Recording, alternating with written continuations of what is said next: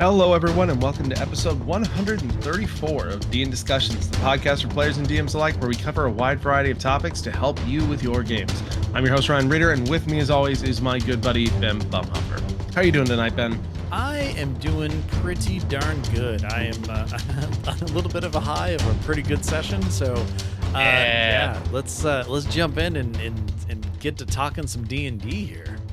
Awesome. Well, we've got a question, listener question that we're going to cover here in a little bit that I'm excited about. But first, we wanted to dive a little bit into the news. The first big one being that, like clockwork, basically as soon as we released our last episode, they released a brand new Unearthed Arcana 2025 horror subclasses. And it never fails to have new content released literally right after we put an episode out. So we did get the chance to look over it, and we're not going to go in depth or anything. We'll have the link to the new Unearthed Arcana in the show notes. It's about 9 pages long. But there are 8 subclasses. 6 of them are current subclasses revised, and then 2 of them are brand new. So we have the Bard, the College Spirits Bard. We have the Grave Domain Cleric. We have the Phantom Rogue, the Shadow Sorcery Sorcerer, and the Hexblade Patron and Undead Patron for the Warlock, as well as the 2 brand new ones, which we'll talk a little bit more about, the Artificer Reanimator and the Hollow Warden Ranger. So yeah. Ben, what is this Artificer Reanimator thing? Well, first of all, I just want to say that when I saw the play or the UA and the horror subclasses and stuff, I thought all of them were new because I apparently don't pay that much attention to every single subclass of every single class. So when I was watching the video and all of a sudden like, oh yeah, this is a change from the previous College of Spirits. I'm like, what? I'm like, I could have been like a medium bard before. Yeah. So things have changed. It turns out they released a lot in the last 10 years, and it's hard to remember which one is which because we haven't gotten anywhere close to playing all the subclasses. Heck, I mean, I haven't hardly played. I think I've played one of everything, if only even like a one-shot type thing. I think I've finally covered all the classes. Yeah, I don't think I have. I think I'm still missing 1 or 2 classes, but yeah, we'll get there. Or I'll get there eventually. But so the Artificer hasn't even come out yet, but they're already throwing in a new subclass for it. So the Reanimator.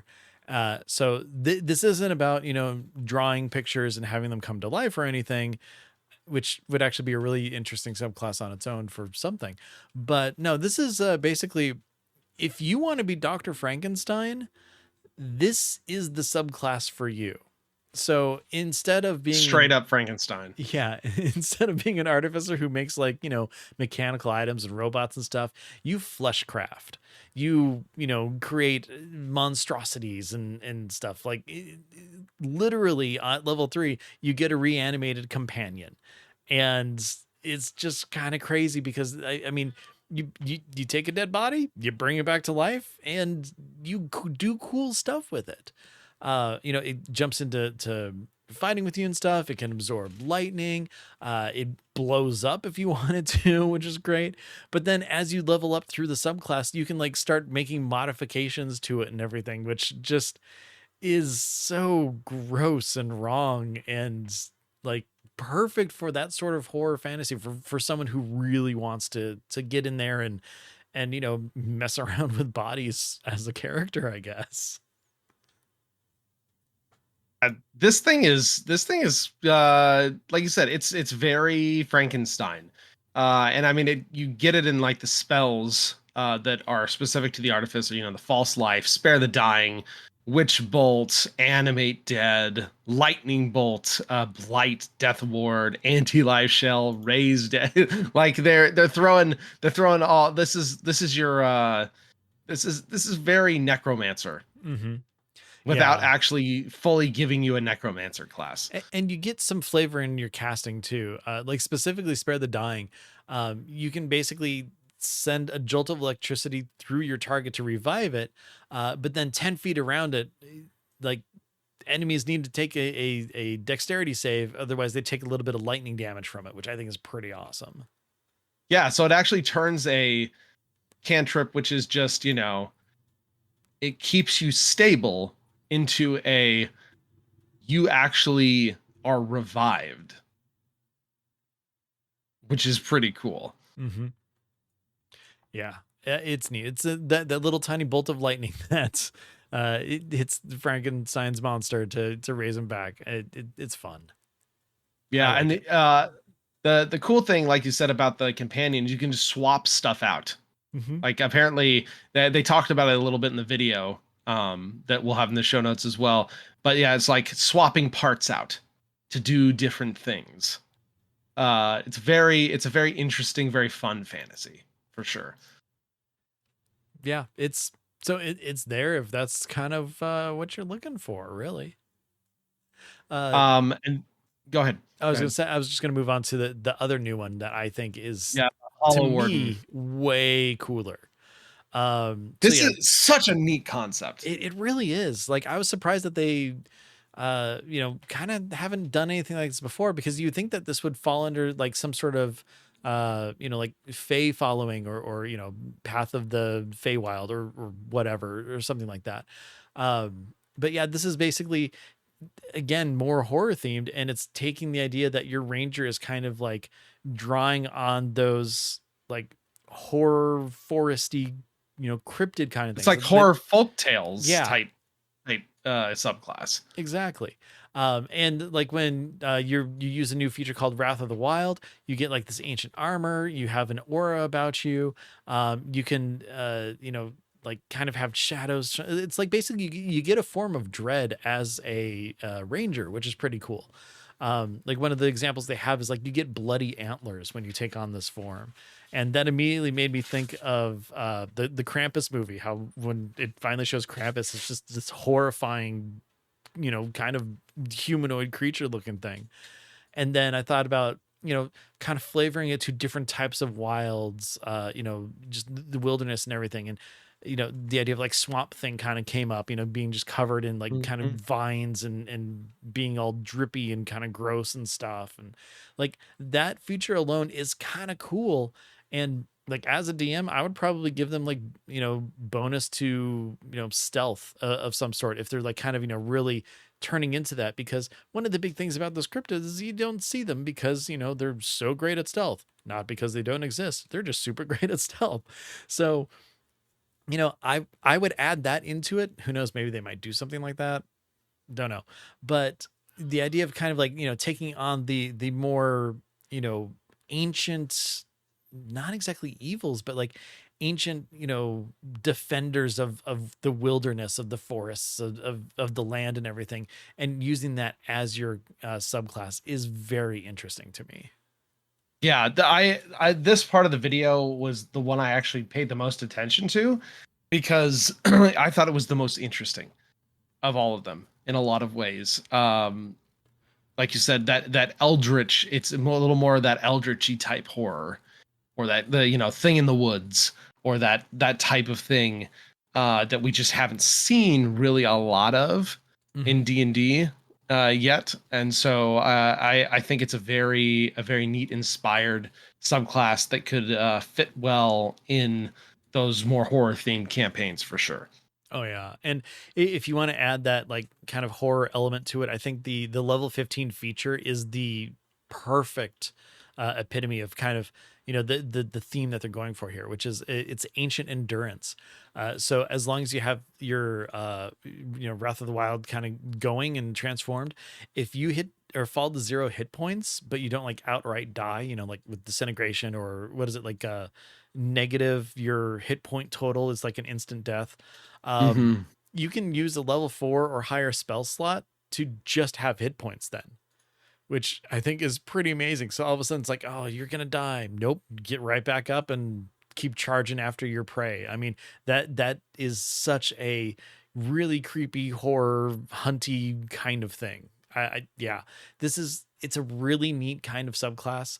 I normally don't go into like horror kind of stuff or anything, but this one's kind of calling to me as something that could be really interesting and fun to play with. Yeah, I'm in my personal life, I'm not like a fan of horror movies. Oh yeah. Like I just that's not my thing. But I feel but the few times I've done it, I can play the crap out of a horror campaign and be super creepy. It's very different things, right? Hmm. It's the same genre, and done in very different ways. So yeah, I think some of these could be a lot of fun. And if you want to take a look at like the nitty gritty details, well, like I said, we'll have the link in the show notes as well that you Hmm. can check out and then go submit the feedback form for it if you so choose. Yeah, definitely. Also, speaking of Artificer, the official supplement for the new 2024 Artificer was just announced recently as well. It is being called Eberron Forge of the Artificer. Haha. Very straight and to the point. Yep. Um,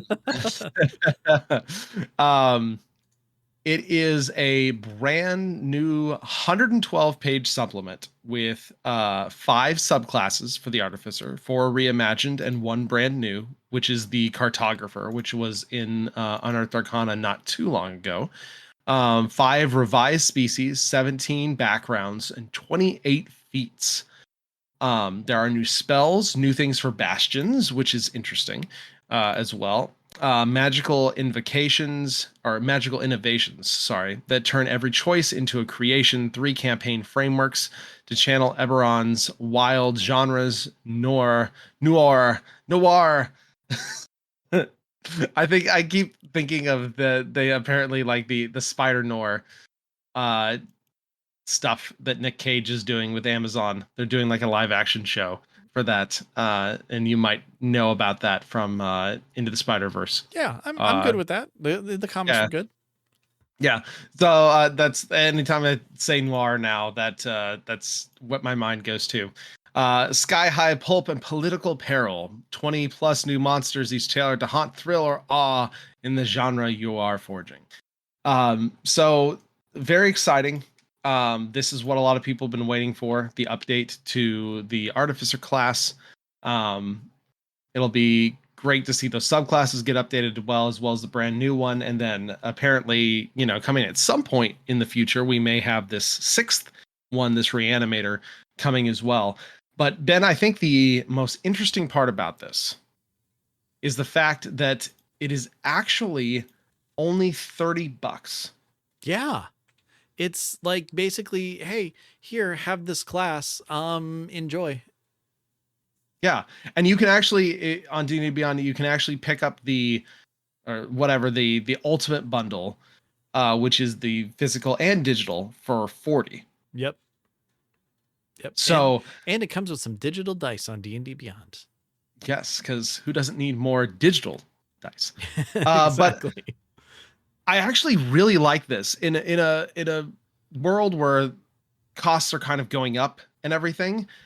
Honestly, I like the idea of slightly smaller supplements and not being a whole $50 book.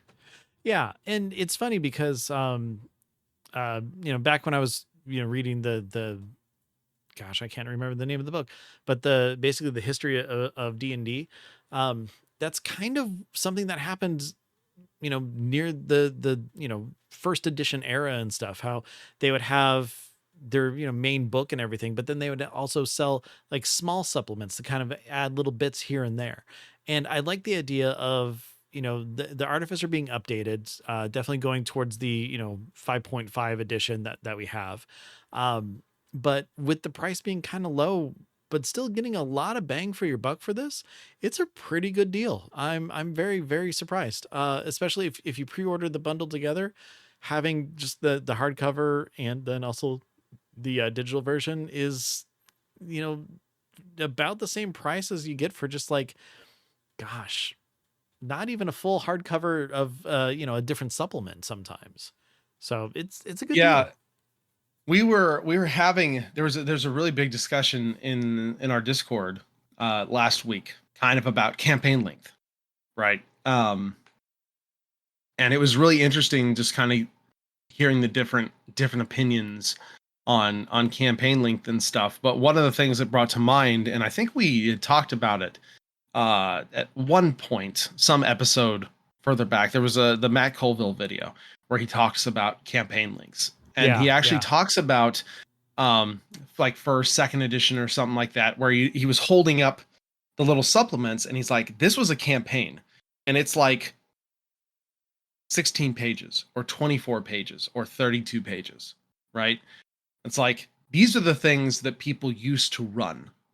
Like, obviously, these, large epic scale campaigns will always be a thing, and I think they will always be romanticized or fantasized, right? But the sad truth is time and scheduling are hard. And so a lot of times it is far more manageable to plan something out that is going to be a few sessions or a few months or something like that than it is to plan out some years spanning campaign. Not that they don't work, not that they can't be amazing or fun or incredible, but for a lot of people, the reality is those smaller things are going to be far more practical. And so I would love to see more official content at lower price points that are targeting that, like the anthology books in some ways, but like maybe you do a $5 supplement and it's one of those. Yeah. Right. Or even just like maybe a $20 supplement with like 3 of, maybe the same level. Like, I think that'd be really good for especially like a newbie DM or something who is, really trying to get into it and everything, but they don't want to get one of those campaign books. Have just like the one adventure that's, maybe 10, 15 pages or something like that to kind of work through. And then, okay, got that. Have everybody make new characters, see what they like and stuff. And then have another kind of small adventure, same level, so that you're not constantly being bombarded with like, okay, we're leveling up again, more stuff, more abilities, more this, more that, to, kind of give a good feel of at least that level of play. Because we've talked a lot about how or where the level of play is for like a majority of D&D, and the lower level stuff is definitely the majority, just based entirely off of, starting out. So many campaigns collapse and fall before they get into a higher version. So having just, a bunch of different kind of starting points in one book might be a good way to, kind of, again, bring more people into it, or at least have players who are really want to kind of dabble into dungeon mastering, a good source of like extra, like small adventures to kind of get their feet wet before they take on like one of the large campaign books, or, homebrewing a whole new setting or world or campaign or something. Yeah. Like Curse of Strahd is amazing. Should it be the championed default campaign? Absolutely not. Unless Absolutely you're Jeff. not. Yeah, unless you're Jeff. But yeah, like we need more of those small things that are 16 pages or 24 pages, and you can prep them the day before and have everything ready to go. And that you don't have to read through multiple chapters of things to find out NPCs or motivations or plot points or all those sorts of things. Yeah. But so yeah, just all that to say, slight tangent.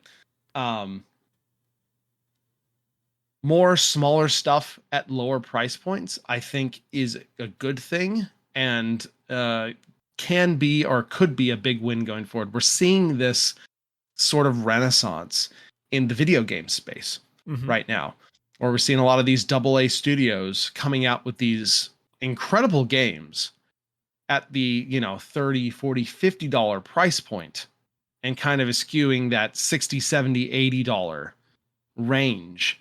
And they're seeing big success because not only are the games very good, they're also a very attractive price point. So seeing that in the tabletop RPG space, especially officially, I think would be a very good thing. Definitely. I totally agree with you on that. Um, and that being said too, I think, and granted, don't get me wrong, I haven't gone back and looked at a lot of the first edition, second edition stuff. But if I were to guess, I think that a lot of the, I don't know, the more current campaigns seem to probably have kind of more story and more kind of world building done for you, as opposed to the older ones that, might give, a character or something kind of small. Again, haven't really looked, don't know, but considering um D&D was, built off of wargaming where, the fights and the strategy and stuff and abilities were kind of more important than story. I think that the shift is kind of a, you know, maybe a more recent thing, third, fourth, I don't know.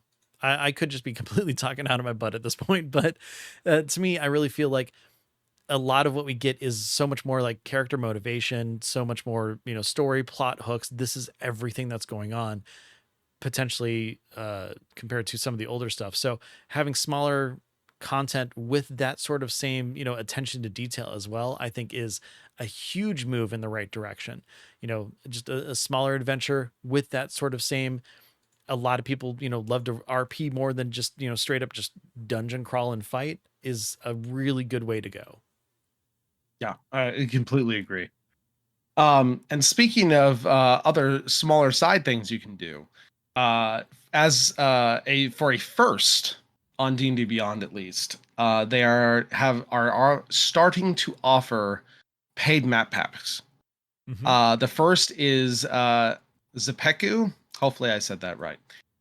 Map packs, which is a Patreon creator, but they have compiled a large chunk of those maps, and now you can buy them directly on D&D Beyond and use them in their 2D virtual tabletop.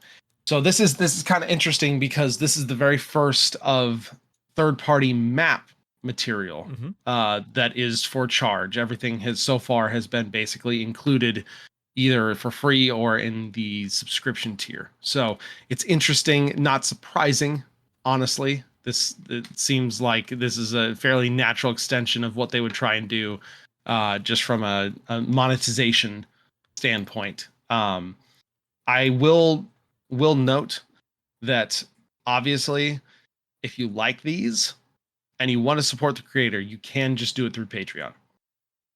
And there's I believe we can get a link, or there's a link in the comments of the first thread. But the big thing that you need to know about these is you cannot actually download the maps themselves. When you buy these are only usable in the D&D Beyond virtual map tool. And you do So have to that have a may master tier subscription in order to use that. exactly. So that may put off some people, because remember, Maps does have a way you can just upload maps. So you can also support through Patreon, get the maps potentially in more versions than are in this pack, and then just upload them to Maps yourself. Yeah. So it's just kind of like a convenience thing, essentially, what they're doing with this map pack on D&D Beyond. But I did definitely want to mention that there are other ways as well, and not just for this creator. Any of your favorite map creators, you can support them through their Patreons or wherever else they might be, and you can upload those as well. Yeah. So the way that this works out is you essentially get one map, but there's different variations of that map. So like, let's say you have, I'm just going to take one of these at random. So the Dragon's Horde map, you buy that for like $6, but the map comes with essentially the same exact layout, but different environments are in there as well. So like the Dragon's Horde one has the Dragon's Horde with, a bunch of gold and everything, and it's really cool looking. Or you can change it to, it's like a crystal layer. There's a moss layer. They have like lava, there's underwater. So it's basically same exact layout, same kind of geometry and everything in there, but it's filled in and differently to, kind of fit with whatever you're really looking for. So it's not exactly a map pack that has a whole bunch of different types of maps. It's the same map, but with different themes to it. And I will say, I did get one of them that I'm going to be using specifically for my campaign. And I am very happy with the artwork. And also, I really like all the different variations of that same map that I got. So, like, definitely check it out. If you are able to find this stuff and support on Patreon, like we obviously don't know how the financials kind of break down between D&D Beyond and Patreon. Go with whatever you feel most comfortable with and with what you want to do. But for $6 for a whole bunch of variations, I don't think it's that bad of a price. Yeah. Yeah. Again, it's convenience thing. Yeah. Oh, totally. For sure. For sure. And speaking of third parties, the last thing we wanted to talk about before we dive into answering listener questions is D&D Beyond is going to be getting Crooked Moon.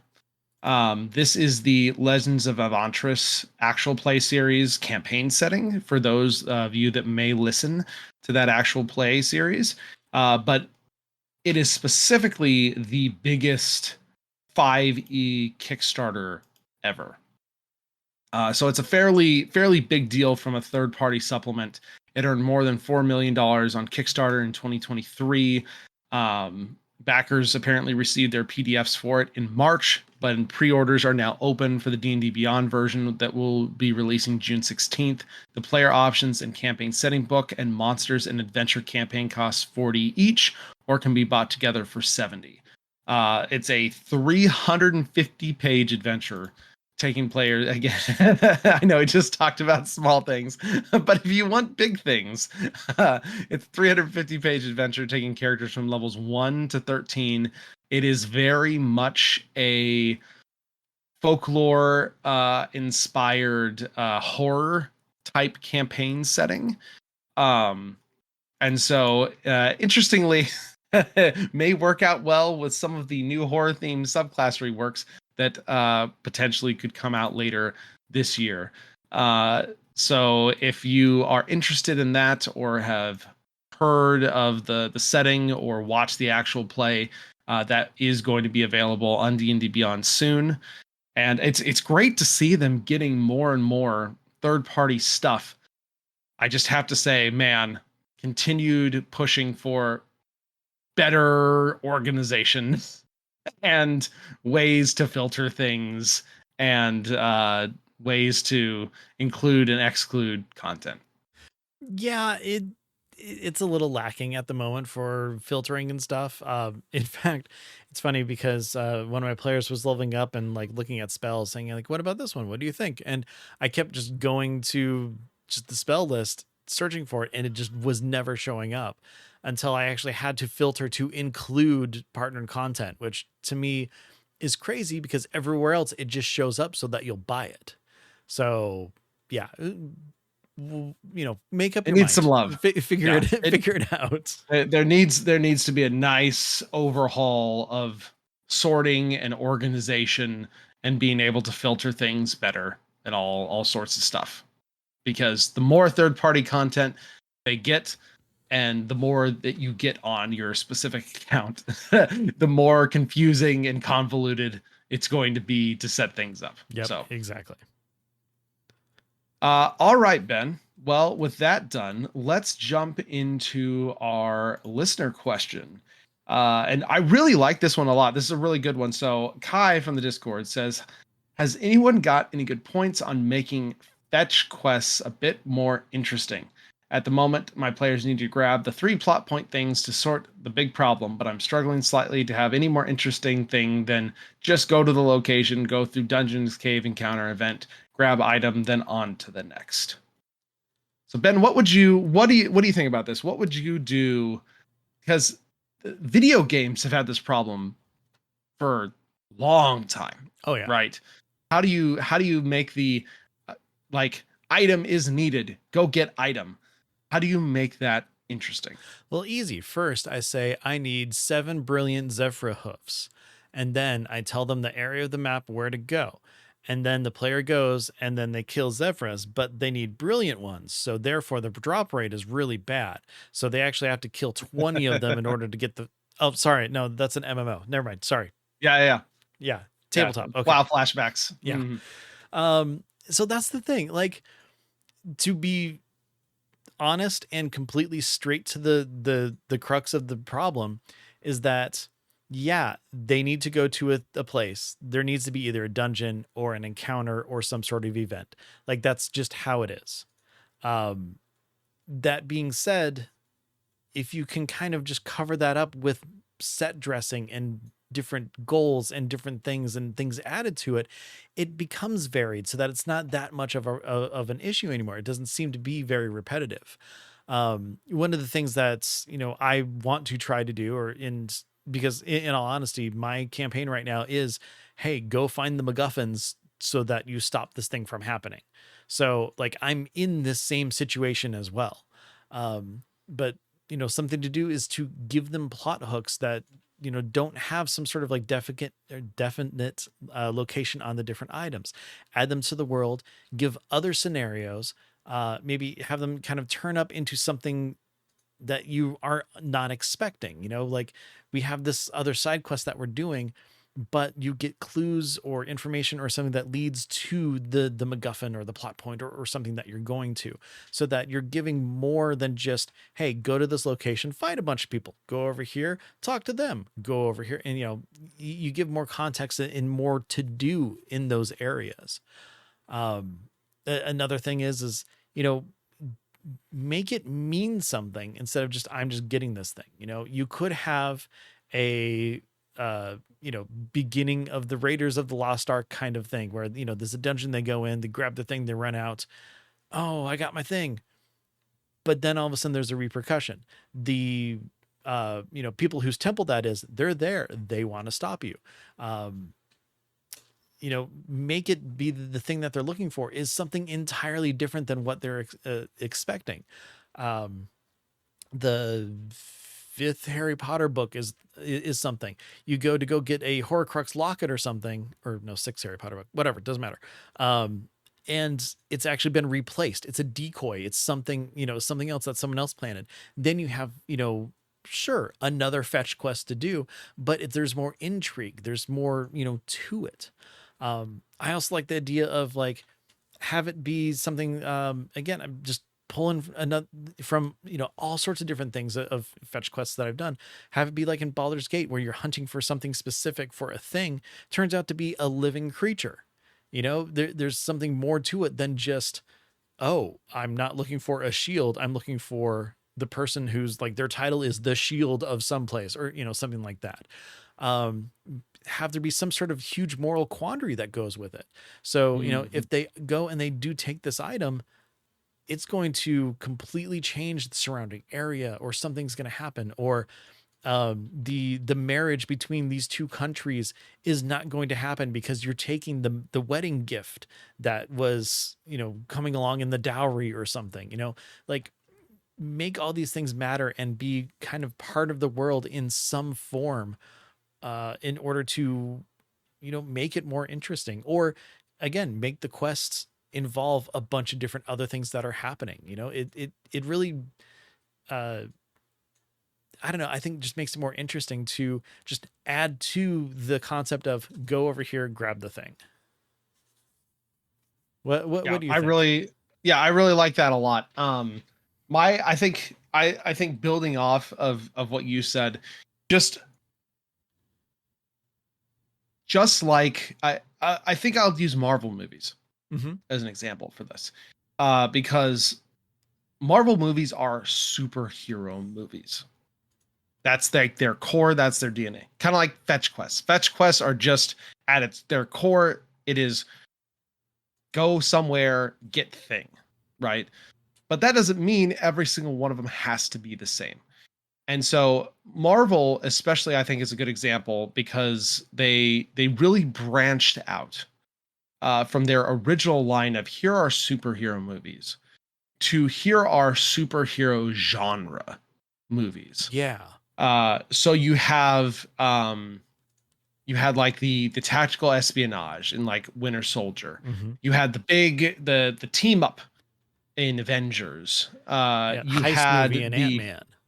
heist movie in Ant-Man. You had the galactic globe trotting um, in Guardians of the Galaxy, right? Mm-hmm. You had the political thriller in like I said, Winter Soldier, and to an extent, the new Captain America, Brave New World Mm-hmm. movies. You had the kind of time spanning thing in the Eternals, right?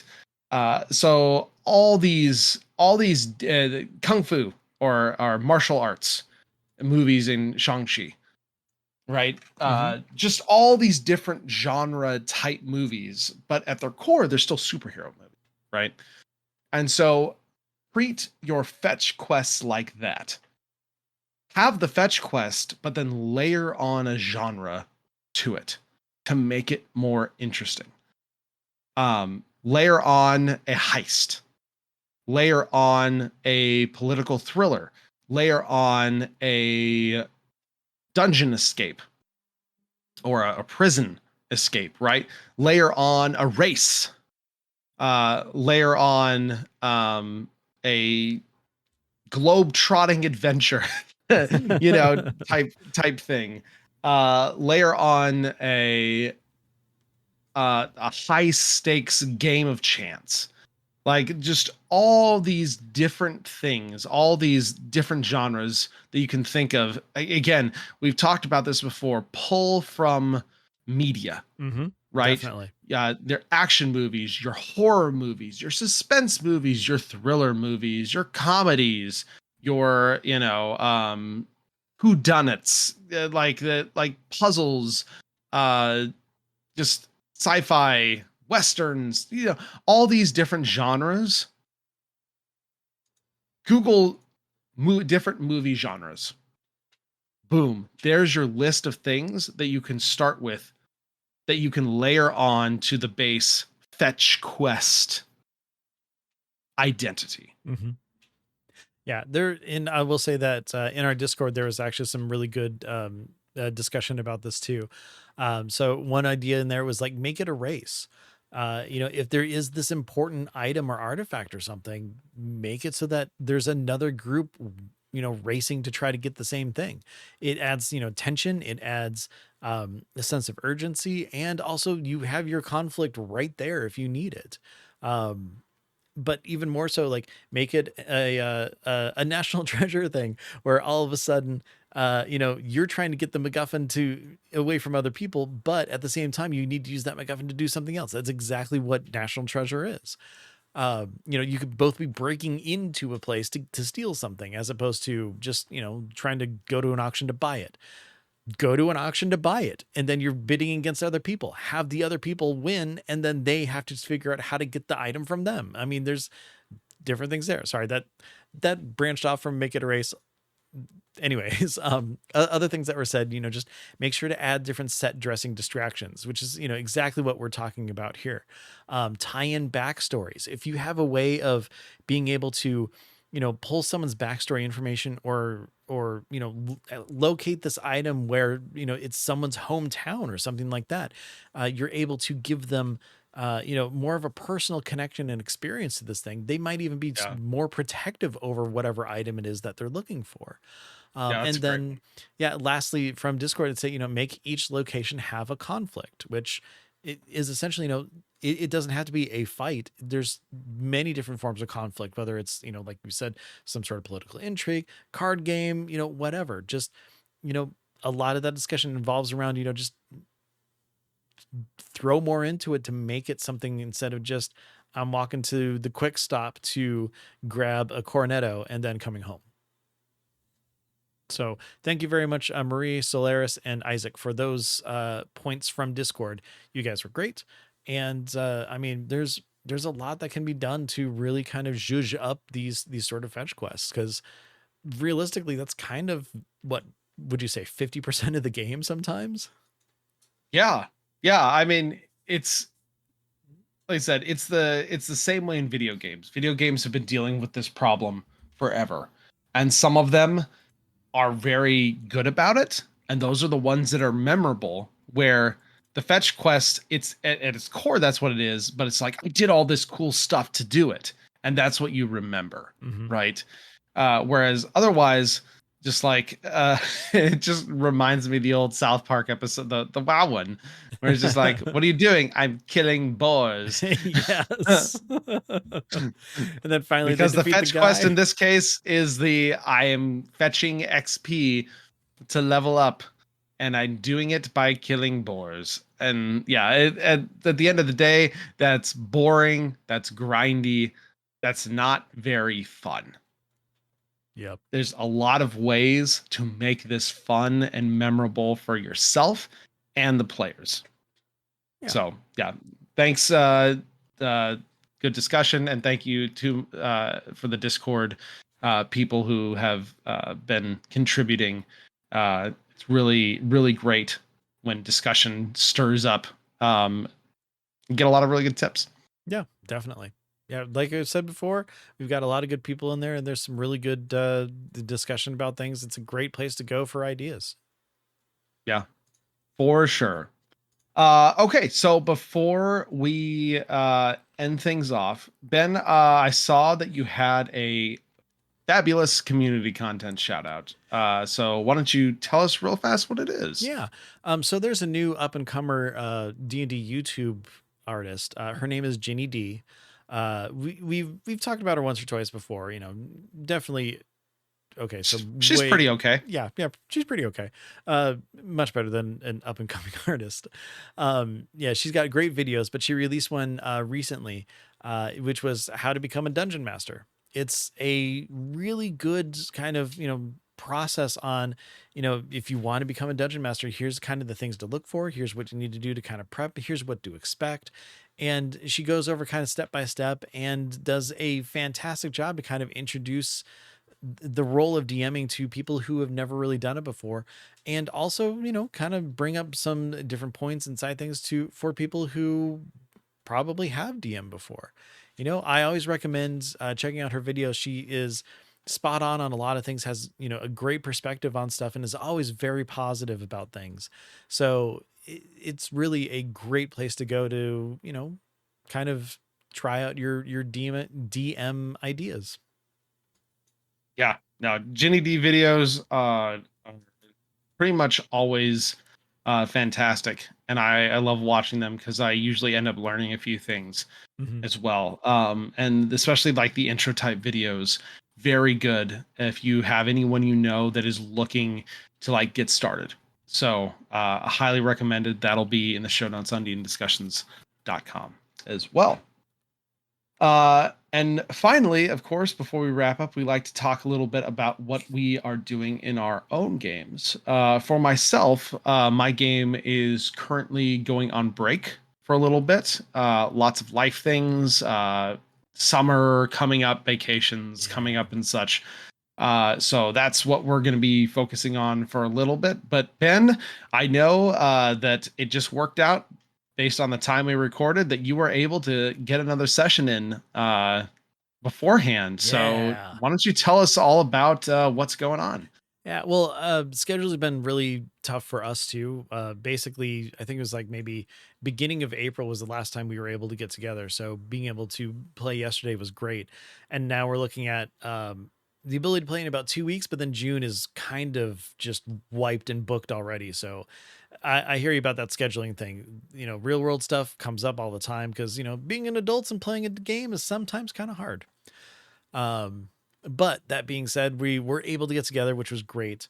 Last session that we had, all that huge, long, 84 years ago thing or whatever that was, they had just taken down the mob family, found out that they were behind all these like, petrified people turning into diamond statues that were being broken down and like all that stuff.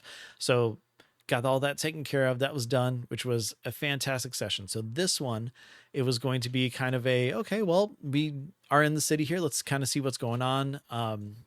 The my sorcerer and my cleric wanted to go to the library to kind of research some stuff, as well as my rogue. So the three of them went there. The paladin, who this is her hometown, her Mhm. Yeah, yeah. original mentor and stuff asked to see her at the temple. So she and the bard went there and had a whole bunch of time kind of talking about what happened in the past, these are what's going on. And she revealed to her mentor that she was the chosen champion of Bahamut, and showed the artifact weapon that she had and everything, and blew his mind away. He's like, oh my gosh. And they kind of decided, it's like, okay, we're going to kind of keep it on the down low, because we don't know who might be out there kind of hunting, trying to find you, get to you, and things like that. Then the library was a lot of fun. I basically, in my world, this was talked about as like the library. It's not the library of Erland or the library of Pelthas, the city that it's in. It's the library. If anybody ever says the library, this is the one they mean, because this is the one that has everything. So I mapped it out as best I could, which obviously I couldn't make it near as big as it is, but I did a decent representation of like, this is kind of what it would look like, but just imagine it's way bigger than that. So that was fun. But the best thing is that it's also the cleric's hometown. And as they were going to the library, like he started talking about like what it looks like and what's in it and everything, because he had no idea that I made a map of it. So as soon as I open up the map, he's like, oh my God, you did the things that I said. And I'm like, yes, I did. Oh, love that. Yeah, Love it that. was absolutely fantastic. I was very proud of myself for being like, yep, I thought the same exact thing. There's going to be like, artifacts and museum pieces here. There's going to be like a lab. There's going to be all this other stuff. So able to do that. It was a lot of fun. So they went there. I made a, like this really cool room that has like a fountain, and then these golden tiles that are around that acts as a calendar. So like around noon or so every day, light shines in, reflects off of like kind of the ceiling and down, and like lights up the room. It's just a beautiful visual effect with like a blue crystal shining a position on the floor that would basically indicate what day it is. And it goes around the, the whole room and stuff throughout the year. Just because I thought that'd be something really cool, and, called it Coralon's Light, because got to name something really cool like that. It's a really cool feature. So anyways, so the my sorcerer has a pendant that's her artifact, or his artifact, that is from, it's Denir's pendant essentially, so like the god of like scholars and stuff like that. So they're in the room that the original owner of that artifact like helped build. It's like kind of a study area. It's enchanted to be completely dry, so like there's no moisture. So in the basements of this library, where like all the oldest stuff is kept like out of the light and everything, you can take it in there. You're not going to destroy these tomes or books or anything, and there's a special light in there so that like even like torchlight won't damage the stuff. So everything's all set up like that. It's great. And then in that room is a replica of 4 pillars that are throughout the entire library, kind of on every level, to kind of hold it up as, the pillars of the library, the structure, the main structure of it and everything. So as she's going through, they find that there is, there's this tablet that they're trying to find to get a ritual. And then they find that there's 3 challenges in order to get the tablet. And it's funny because they said specifically, oh, like in Indiana Jones. I'm like, it's exactly like that, because it's exactly where I came up with this. Pulled from media. It's what you do. But the challenges, of course, are different. So the first one was tame the elements, which they got to the first one. We'll get there in a little bit, but that's the hint that they had, which was tame the elements in the first challenge. So as they're kind of looking at everything, they see that there's a little indentation on this stone desk that's, part of the room, that is just the same size as the pendant that they have. So they put it in there, and then a secret door in the wall opens up in front of the desk. They go in, go down, and find another scroll, and that says, in the House of Denir, look for the, I forget exactly what it was, but like look for the pillars of knowledge to open up the way where Coralon's light shines the brightest. So talked about the pillars, talked about the light and everything. So like we think it's in this room, or in the library. So They went back into the room with the study, and there are the 4 pillar replicas. But now that the door's open, there's a little tiny blue light on each of the different pillars in a different spot. So if you go to the corresponding spot in the library, then there's like a little indentation where you push it in, and that ends up opening up a staircase underneath the fountain in that calendar room. So then they all went down there, and this was before they, one of the workers who's new there, it's like he's kind of the intern, was just amazed and super happy and everything was going on. So he's like super excited and like ready to report back and tell everybody what's going on. And it's funny because they're like, well, you're gonna kind of be infamous now because you found this, and no more secrets about you being the champion of Daenerys. So yay. Anyway, so they go down into this temple underneath or underground, get to the first door, open it up, and there's this big room that is kind of like, old ruins. Nobody's been down there for thousands of years. Floors kind of, like musty, dirty and stuff like that, except for these 4 pristine tiles. There's a red, white, brown, and blue one. And in the center of the room is this, it basically looks like in the new monster manual, the elemental cataclysm. So like, a mixture of these elementals or elemental features with like dragon heads for the 4 different elementals and stuff. I called it something different because I'm not going to make a Titan they're a boss when they're level 16.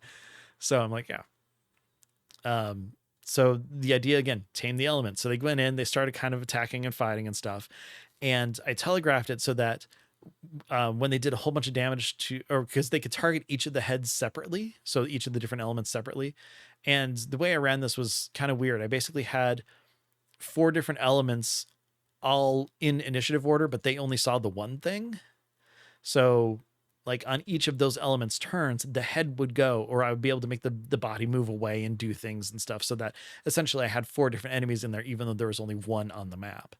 And so they ended up doing a bunch of damage to the waterhead, and it kind of almost broke free, but it wasn't enough damage. So it kind of, clumped back into this, multi-headed elementally dragon body thing, until finally they did enough damage to one of them where that element kind of fell out of the big conglomerate and it shrunk in size a little bit. And then that's when they found out that they needed to take those elements and have them stand on the appropriate tile for it. And then it was like a runic circle would appear around them and kind of lock them there in place, essentially taming it. So they ended up getting all of them in their different spots and everything. And door to the next chamber opened up, and that's where we ended the session. We got 2 more rooms to go, or 2 more challenges to go. So yeah, puzzles. I like puzzles. Puzzles are fun. Yeah, it took me a long time to kind of think of something and kind of figure out what I wanted to do. Basically because the problem with puzzles and challenges in D&D is that, you think that it's the easiest puzzle in the world because you're the one who made it. But so many different people have so many different perspectives and things like that. So the thing that's the easiest to you might not be easy to someone else. So I thought I made it kind of clear that, there's something going along with the elements. You need to do something. The tiles were there. You need to do something with them, which was good. It gave a couple different ideas of different things that could happen. So my rogue, being the smart person that she is, the first thing she tried to do was pour some water on the blue tile, fifth element wise, which totally was what I almost did originally, but I'm like, it's just directly out of the movie. I want to do something kind of different with that. So with that, through trial and error, they're all able to kind of work together and figure out and stuff. And I, again, super proud of my group. They're always, very good, very fast, and very, creative in the things that they do. So I was very happy with how that worked out.